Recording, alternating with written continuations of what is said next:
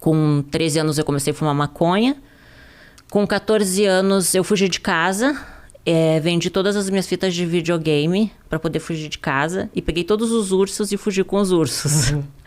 Aí fui pra uma vila lá em Porto Alegre. E a minha mãe me achou com a polícia. Daí quando a minha mãe me achou, ela me disse, agora tu vai morar com teu pai. E eu não conhecia direito meu pai.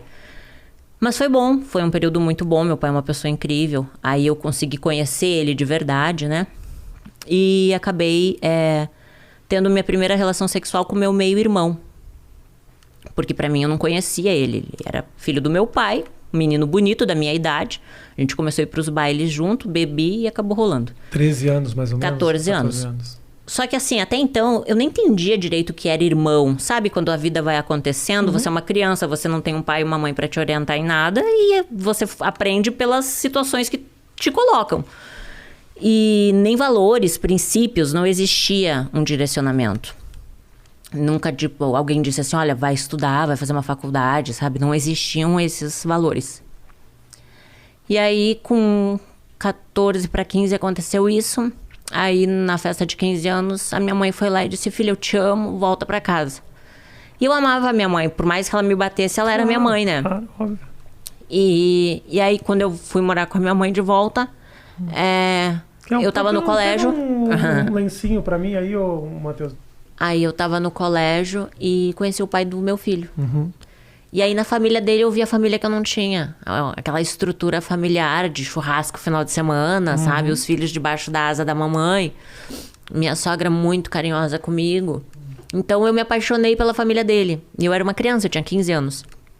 Aí o meu ex-marido, na época, tinha 16, uma criança também. Sim.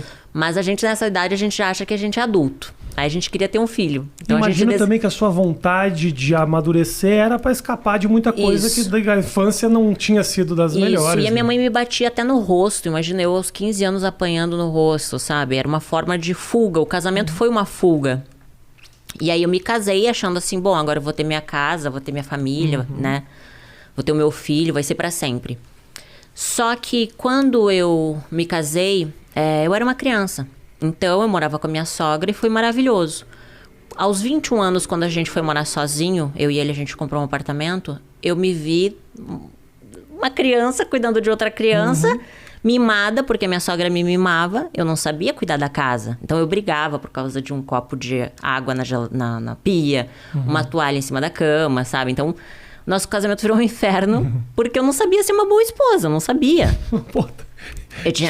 Difícil, você era uma criança. Eu era uma criança. E aí, aos 21 anos, só que ali, Rafa, a ambição cresceu dentro de mim. Porque eu comecei a ver as pessoas... Sabe quando você começa a ver o mundo? Pô, a pessoa tem carro. Eu quero ter um carro, sabe? Eu quero me vestir bem. Você começa a ver que existem pessoas que crescem financeiramente. Então, eu era coordenadora de RH de uma empresa de marketing promocional em Porto Alegre. Eu comecei como demonstradora no supermercado. E como eu sempre fui muito comunicativa e feliz, assim, sabe? A empresa que eu trabalhava me contratou como recepcionista, depois auxiliar do RH e depois coordenação do RH, mesmo sem faculdade.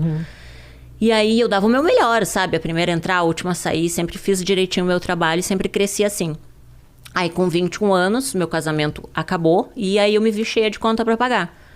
Na época, eu contratava meninas para fazer evento nas feiras. Perfeito. E aí, quando eu falei com uma amiga minha, que eu tava com uma crise financeira, ela disse, olha, eu tenho uma amiga que fechou numa casa noturna e ganhou R$500.